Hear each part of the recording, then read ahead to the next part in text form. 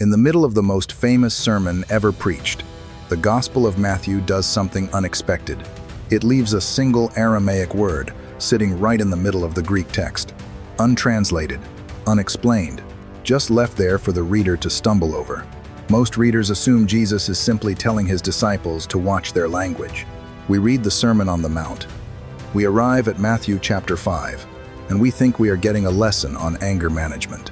Jesus begins with something familiar.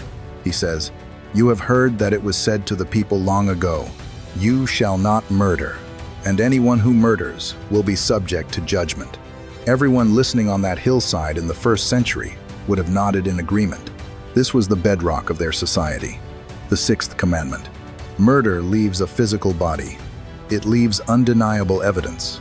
It shatters a community and demands a trial. But then Jesus moves the boundary line.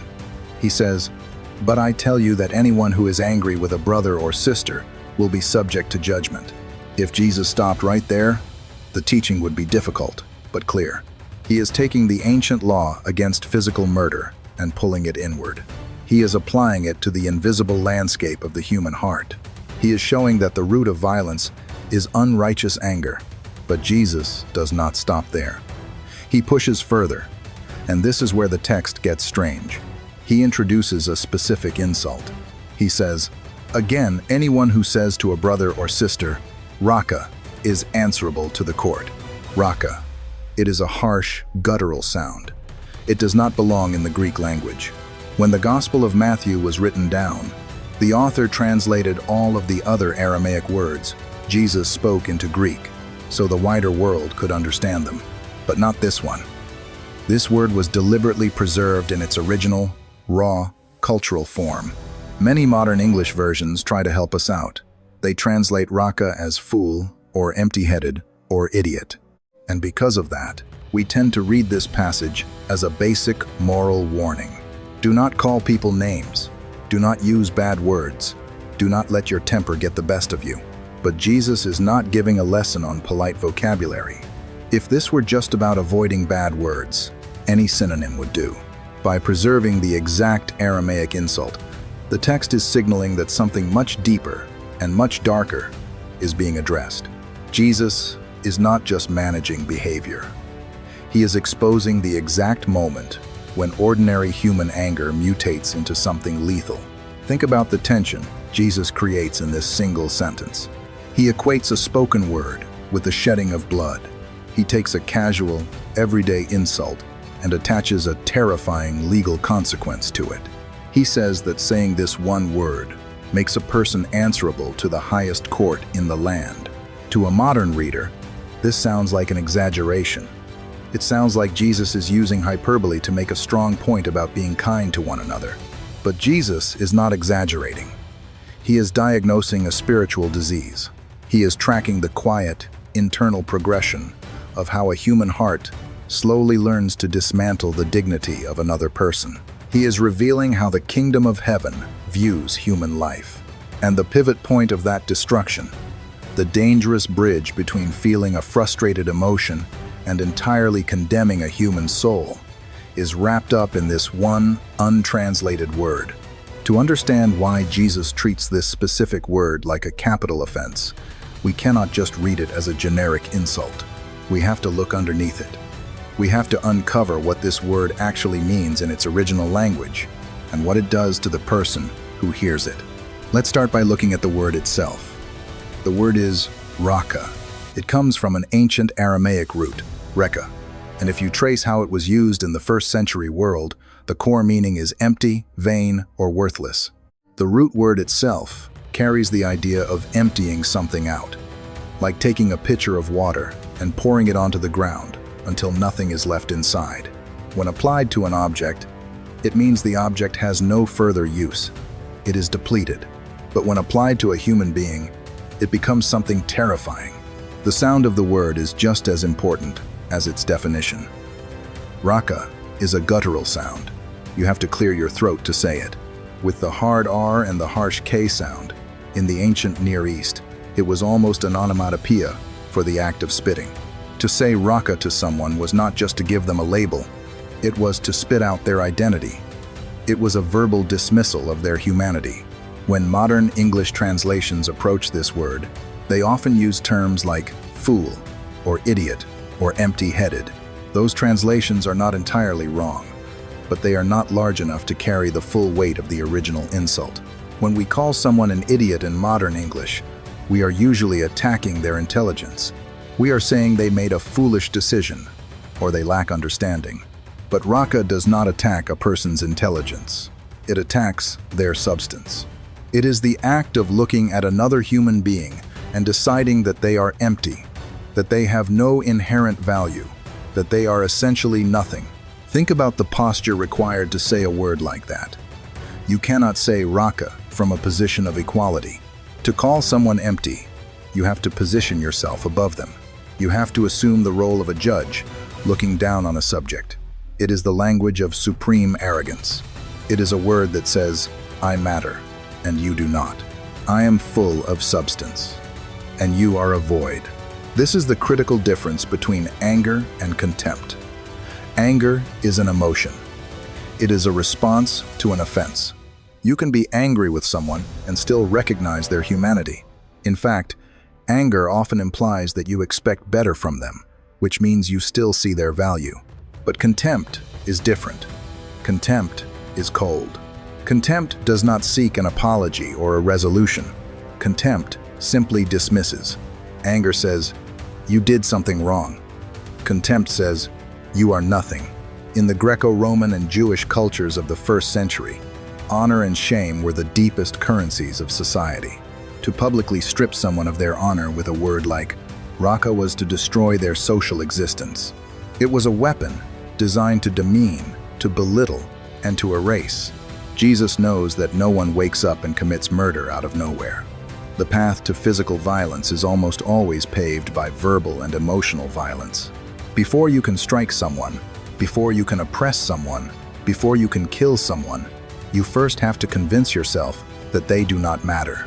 You have to empty them of their humanity. You have to look at them and say, Raca. Contempt is the absolute prerequisite for cruelty. And when you realize what this word actually does to a person, you begin to see why Jesus places it right next to the act of physical murder. Let's look closer at the specific sequence Jesus builds in Matthew chapter 5, verse 22. He does not just give one warning. He builds a staircase. There are 3 steps, and each one takes the listener deeper into the dark architecture of human hostility. Listen to the progression. Step 1. Anyone who is angry with a brother or sister will be subject to judgment. Step 2. Anyone who says to a brother or sister, Raca, is answerable to the court. Step 3.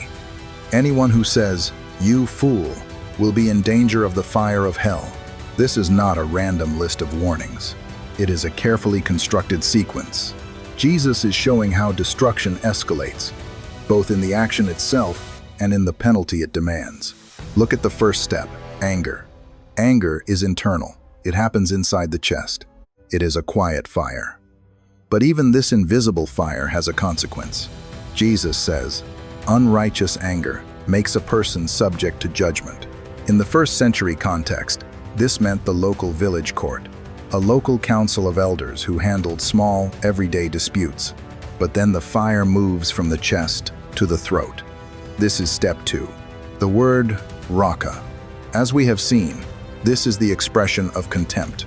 It is taking the internal anger and weaponizing it into a sound that empties the other person of their value.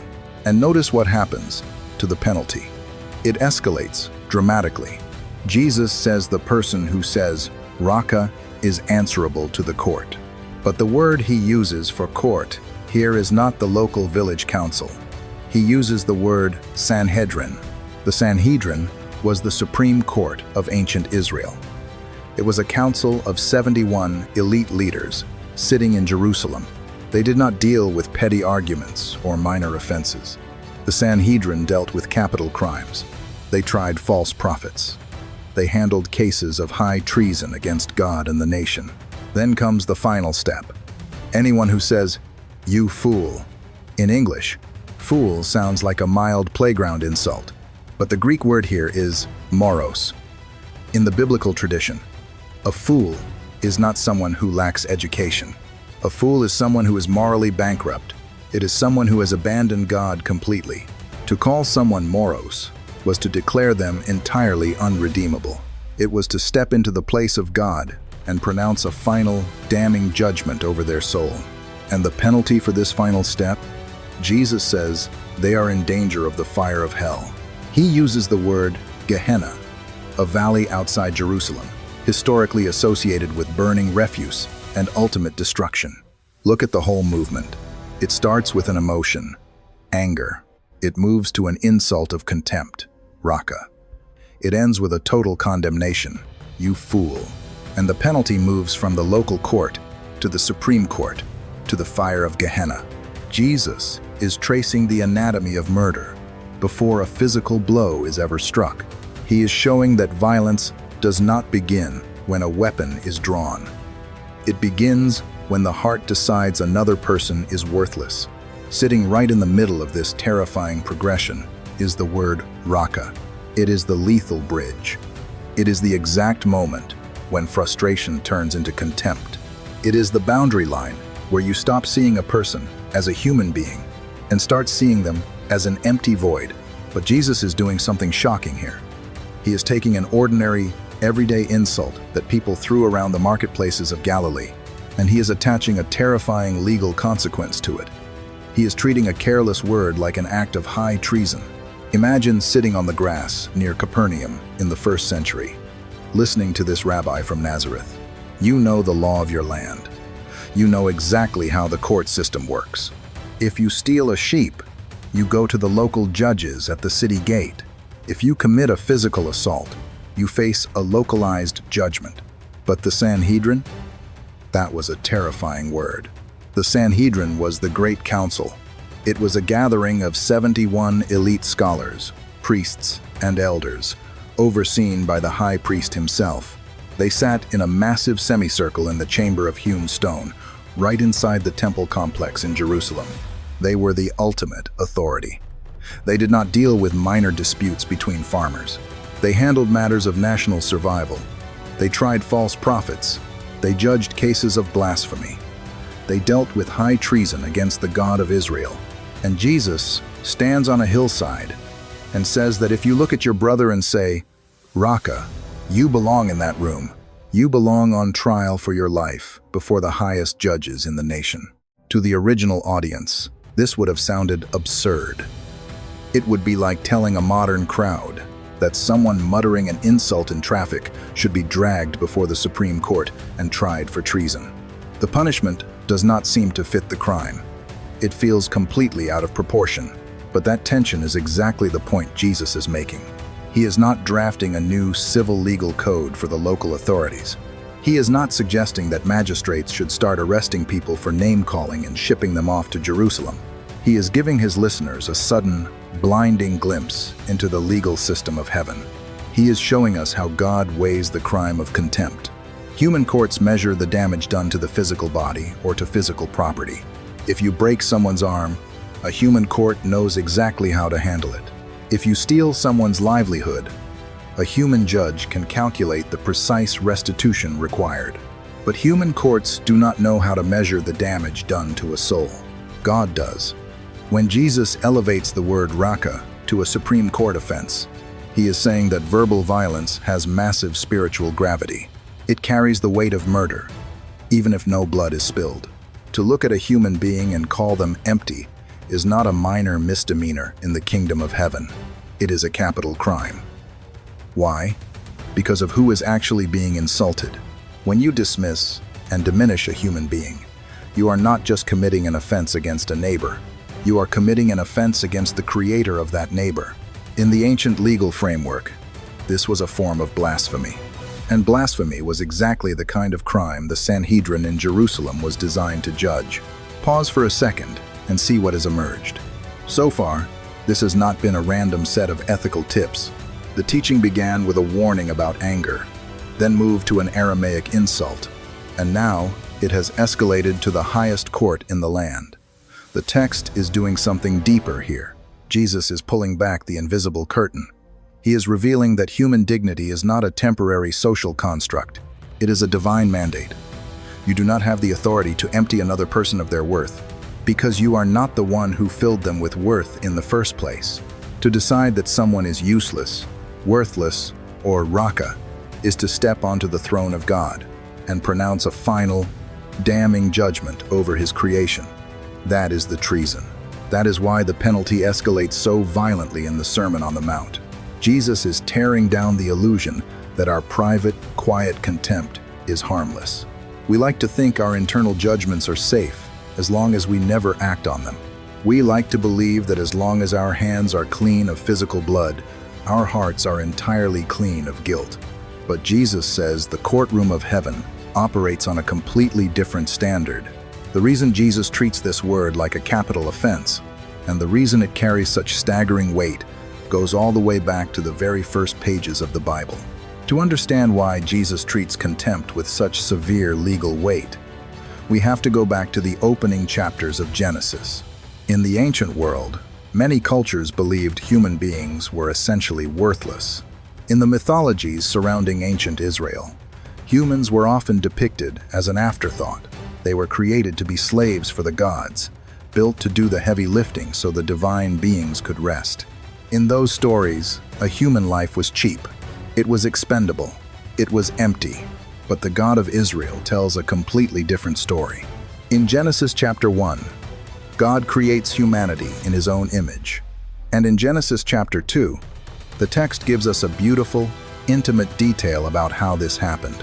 It says the Lord God formed a man from the dust of the ground and breathed into his nostrils the breath of life, and the man became a living being. Notice the sequence. First, there is the dust, the clay, an empty vessel. On its own, it has no life, it has no power, it is just material. But then, God leans in and breathes his own breath into the empty clay. He fills it. He gives it substance. And because of that divine breath, every single human being possesses inherent, undeniable, sacred value. This is the theology of the image of God. It is the fundamental biblical belief that no human being is empty, because every human being carries the breath of the Creator. Now, bring that theology back to the hillside in Galilee. Bring it back to the Sermon on the Mount. What does the Aramaic word Raca actually mean? It means empty. It means hollow. It means worthless. When you look at another human being and say, Raca, you are not just insulting their personality. You are looking at a vessel that God himself has breathed into. A vessel that carries the very image of the Creator. And you are declaring it empty. You are looking at the breath of God, and you are saying, there is nothing there. You are verbally stripping them of the very thing that makes them human. You are mentally returning them to the dust. This is why the penalty in Matthew chapter 5 escalates to the highest court in the land. Contempt is not just a social offense. It is a theological rebellion. It is a direct assault on the creation story. To call a person empty is to call the God who filled them a liar. You cannot honor the Creator while simultaneously despising his creation. In the ancient Roman world, if you defaced a statue of the emperor, you were not charged with simple vandalism. You were charged with treason, because the statue represented the ruler. How much more serious is it to deface the living, breathing image of the eternal God? Jesus is revealing that the way we treat the people we despise is the truest test of what we actually believe about God. If we truly believe the Genesis story, if we believe God's breath gives human life its value, then no one is Raca. No one is empty. Not the person who angers you. Not the person who opposes you. Not the person who has deeply wronged you. They may be deeply broken. They may be completely in the wrong. They may need to be held strictly accountable for their actions. But they are not empty. This realization changes the entire Sermon on the Mount. Jesus is not just giving us a list of bad words to avoid. He is not just managing our behavior. He is protecting something profoundly sacred. He is standing as a guard over the image of God in every single person. And because this is a matter of sacred value, it leads directly to the immediate, practical instruction Jesus gives next. Because Jesus views contempt as an attack on the Creator, he immediately connects this teaching to the act of worship and the transition he makes in the very next breath. is one of the most disruptive things he ever said. Listen to Matthew chapter 5, verses 23 and 24. Jesus says, "Therefore, if you are offering your gift at the altar, and there remember that your brother or sister has something against you, leave your gift there in front of the altar. First go and be reconciled to them, then come and offer your gift." To a modern reader, this sounds like a nice piece of advice about making peace. But to a first-century Jewish audience, this scenario is a logistical nightmare. Put yourself in the shoes of the original listener. You do not just walk down the street to the altar. Going to the temple in Jerusalem is a massive pilgrimage. For many of the people listening to Jesus in Galilee, it was a journey of several days. It required planning. It required money. You have to purchase an animal without blemish. You have to travel. You have to wait in the crowded, noisy temple courts. You finally make it to the front. The priest is standing there, ready to accept your sacrifice. The smoke is rising. The moment of worship is finally here. And Jesus says, if you remember in that exact moment that your relationship is broken, you stop. You do not finish the ritual. You do not hand the sacrifice to the priest. You leave your gift sitting right there at the altar. You turn around. You walk out of the temple, and you make it right. Then, you come back. This is a staggering reprioritization of religious duty. Jesus is saying that reconciliation is more urgent than ritual. He is teaching that you cannot bypass human beings to get to God. If the word Raca means to empty a person of their value, worship is the act of recognizing God's ultimate value. Jesus is showing that these two actions cannot coexist in the same heart. You cannot stand at the altar and honor the invisible God while you are perfectly comfortable discarding the visible image of God. The prophets of the Old Testament had been saying this for centuries. God spoke through the prophet Amos and said he despised their religious festivals because of how they treated the poor. He spoke through Isaiah and said their sacrifices were meaningless when their hands were full of violence. Jesus is taking that ancient prophetic tradition and narrowing it down to a single, intensely personal moment. He is saying that if you have diminished the humanity of another person, your worship is already broken. The sacrifice means nothing if the heart is actively holding someone else in contempt.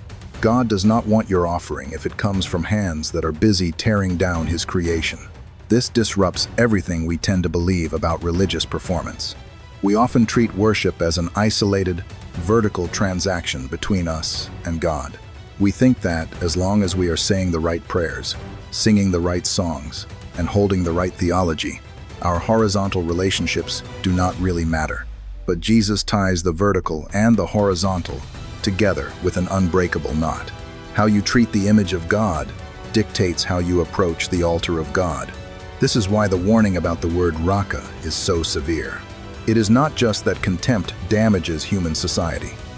It is that contempt actually blocks our access to the presence of God. Unrepented arrogance acts as a wall between the worshiper and the sanctuary. But there is one final detail in this teaching that most people overlook. Jesus is very specific about who this contempt is usually directed toward, and it reveals exactly how Jesus views the people we are most tempted to despise. Notice the exact phrasing Jesus uses in this warning. He does not say, anyone who is angry with a stranger. He does not say, anyone who says Raca to a political enemy. He specifically says, anyone who says to a brother or sister, Raca, is answerable to the court. The Greek word Matthew uses here is adelphos. It literally means, from the same womb. It is a word of profound proximity. It implies family, community, and shared life. This detail is not accidental.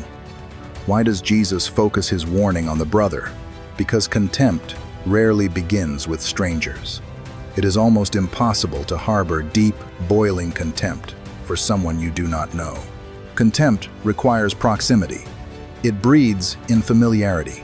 It grows in the spaces where expectations are broken, where trust is fractured, and where history is heavy.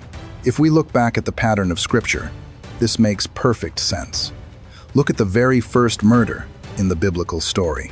It is found in Genesis chapter 4, Cain and Abel.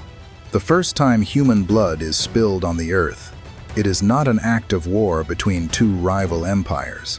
It is not a violent robbery by a stranger in the dark. It is a domestic dispute. It is two brothers standing in a field. Before Cain ever struck his brother, there was a fracture in their relationship. Cain's offering was not accepted. He grew angry. His face fell. God warned him that sin was crouching at his door, waiting to consume him. But Cain let the anger settle. He let it turn cold. He had to look at his own brother and empty him of his value before he could raise his hand against him. The pattern of human violence almost always begins in the soil of fractured brotherhood. When Jesus warns about saying Raca to a brother, he is speaking directly into the uncomfortable reality of everyday life. He knows that the people we are most tempted to dismiss are usually the people closest to us. It is the family member who continually disappoints you. It is the friend who deeply misunderstood you. It is the person in your own community who frustrates you. It is incredibly easy to maintain the illusion of love from a distance. You can feel a broad, generic love for all of humanity, while harboring quiet, toxic contempt for the person sitting across the dining room table from you. But Jesus refuses to let his followers hide in abstract love. He forces the theology of the image of God into the friction of actual, messy relationships. He insists that if the image of God is real, it must be recognized in the people who are the hardest to endure. To call your brother empty is not just a failure of patience. It is a failure of vision. It is the inability to see that the person you are dismissing is carrying the exact same divine breath that you are. You cannot erase their value without eroding the foundation of your own. Jesus is identifying the exact place where human community breaks down. He is showing us that every fractured society, every broken family, and every bitter division begins with this one quiet, internal decision. The decision to view another person as nothing. And this brings us to the deepest truth hidden inside this ancient Aramaic word, and the final alternative the kingdom of God demands. When you step back and look at the Sermon on the Mount as a whole, the warning against this one ancient Aramaic word begins to make perfect sense. Jesus is not just giving his disciples a list of things to avoid. He is contrasting two entirely different ways of being human. The kingdom of the world runs on contempt. It always has. We use contempt to distance ourselves from people who make us uncomfortable. We use it to feel superior. We use it to justify our own bitterness. It is much easier to dismiss a person than it is to understand them. It is much easier to empty someone of their worth than it is to do the hard, painful work of reconciliation. But Jesus is introducing a kingdom that operates on a completely different currency. If Raca is the word that strips a person of their value, Jesus spends the rest of his sermon teaching his disciples how to restore it. Just a few paragraphs later, he gives the ultimate antidote to contempt. He says, "Love your enemies and pray for those who persecute you." For centuries, people have read that command and thought it was simply about being nice, about avoiding conflict, about turning the other cheek so you do not cause trouble. But in the context of Raca, loving your enemy is an act of profound theological defiance. To love your enemy is to actively refuse to say Raca. It is the conscious, difficult choice to look at the person who has wronged you, the person who opposes you, and acknowledge that they still carry the breath of God. You do not have to agree with them. You do not have to pretend their destructive actions are acceptable, but you are strictly forbidden from emptying them of their humanity. This is the great reversal of the gospel. The world uses contempt to reduce people to dust. The kingdom of heaven uses love to remind people that they were made by the Creator. And Jesus did not just teach this principle, he embodied it to the very end. Years after he preached this sermon on a grassy hillside, Jesus would be arrested. He would be brought before the Sanhedrin, standing in the very courtroom he had warned his disciples about. He would be mocked. He would be beaten. The guards and the leaders would literally spit on him. They would treat him as if he were entirely empty. They would treat the physical body of God as Raca. But as he hung on the cross, looking down at the people who had stripped him of his dignity and his life, Jesus did not return their contempt. He did not empty them of their worth. Instead, he looked at his enemies and said, "Father, forgive them, for they do not know what they are doing." Even in his dying breath, Jesus refused to dismiss the image of God in the people who were killing him. He held on to their humanity, even while they were destroying his. This is the standard of the Sermon on the Mount. Jesus is inviting his followers to look at the world through the eyes of the Creator, to see beyond the brokenness, beyond the offense, and beyond the deep frustration of human relationships. He is asking us to recognize that there are no empty people. Every person you will ever meet, even the one you are most deeply tempted to despise, is a living vessel, carrying the sacred weight of the divine image. The teaching was never just a lesson on polite vocabulary. It was a revelation of how God loves. The word was never just a sound. It was the boundary line of human dignity. And by forbidding it, Jesus was drawing a circle of protection around the breath of God, refusing to let us destroy what the Creator so carefully made.